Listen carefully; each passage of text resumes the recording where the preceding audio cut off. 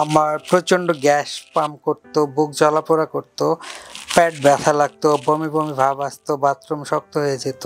আমার অপারেশন করার পর এখন মোটামুটি সুস্থতা ফিল করছি।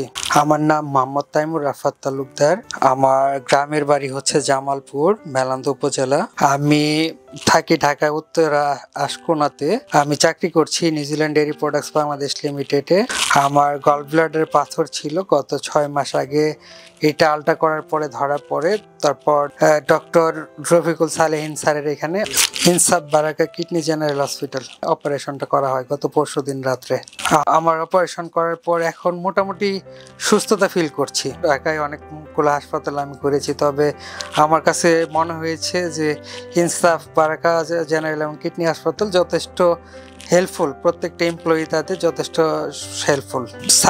স্যারের সেবা অনেক ভালো ছিল এবং ওনার সম্পর্কে যতটুকু জেনে এসেছি এবং আমি ওনার ট্রিটমেন্টে স্যাটিসফাই।